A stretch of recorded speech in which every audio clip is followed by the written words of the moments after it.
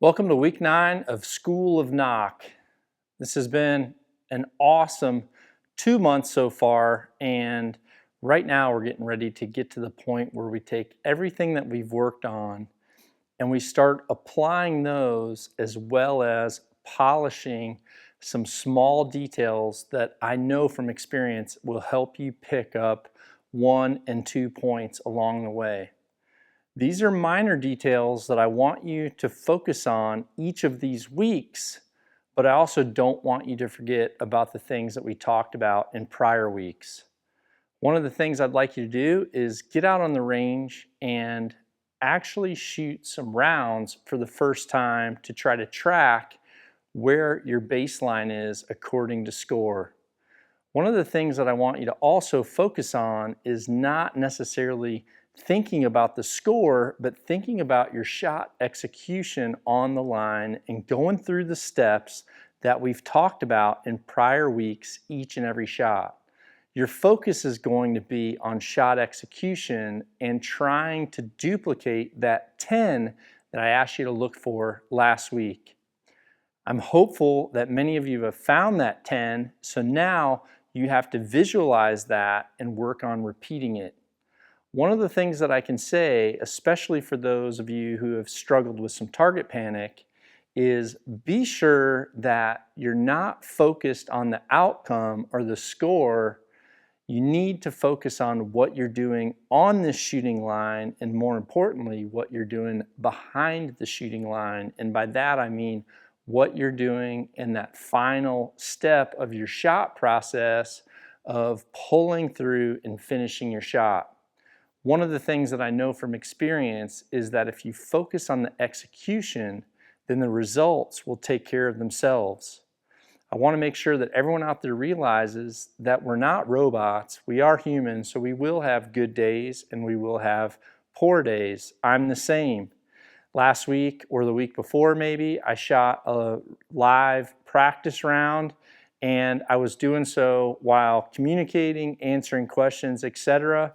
And my round wasn't as good as what it was if I was sitting in here focusing on each and every shot without distraction. I think both of those elements are important to learn. You have to be able to focus and produce the same 10s each and every time, but there's also going to come a point if you're a competitor where you have to start being able to do those with distraction.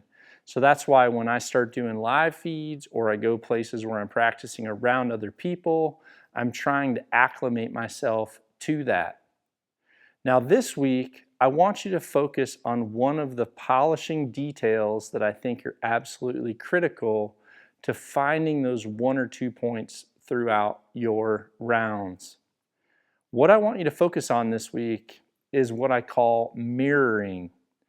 Now, in our second step, we talked about grip position and how we actually grip the bow, and as we put our hand to the bow and raise it up, the position that our front thumb should be in. Now what I want you to do is I want you to think of that position, and as you raise up, I now want you to mirror that position with your release hand. This is something that a lot of people overlook, and I can tell you that your release hand, and more importantly, the angle of your release hand quickly decides where that arrow is going to impact on the target. Now, several things factor into that. One is going to be how much string tension you have. In other words, when you pull your bow back, how taut is your string?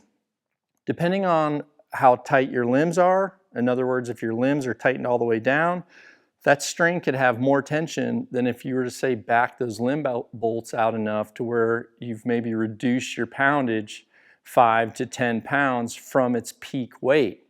And that's one of the reasons why people talk about having a bow where you're shooting the limbs completely all the way tight can actually help your accuracy.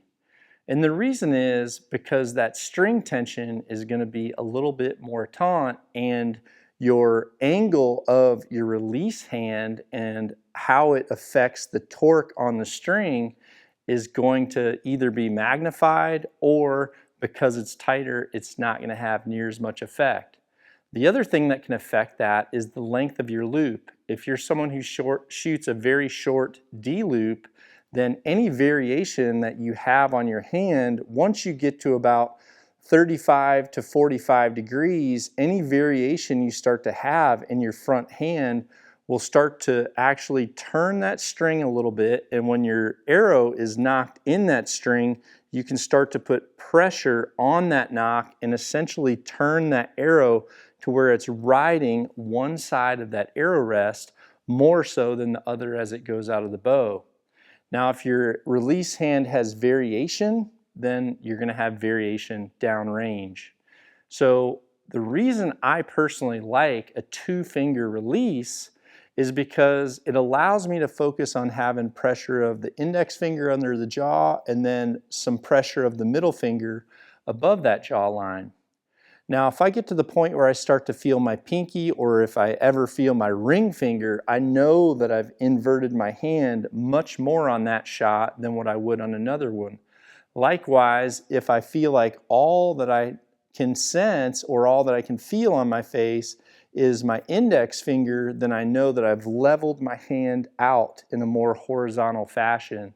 So that goes back to one of the things that I talked to you about, and one of the fundamentals of, does it look right? Does it feel right?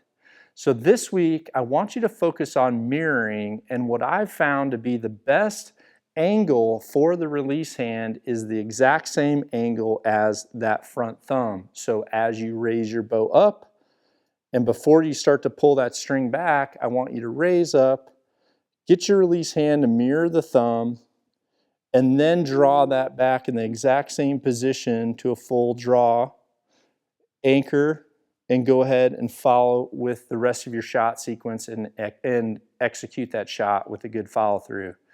Now, if you decide to raise up and you realize your pinky has inverted more, then in my opinion, you're more likely to have left and right misses if there's variation with this release hand. Now, some people just feel much more comfortable with a very vertical release hand, and if that's the case, I at least want you to raise up and think of that front thumb position as it's holding the bow, and then find a place to where when you set your release hand at the angle you want it to be at, that it's at least the same each and every time. So raise your bow up, mirror, front hand, rear hand, draw back, find your anchor position, and at that point you're thinking, does this feel right? Am I feeling more fingers on my face than normal, or am I feeling less? And if that's the case, go ahead and let the bow down and start again. Raise up, mirror, draw back, find that anchor position, touch the tip of the nose to the string, acquire your trigger, and pull through.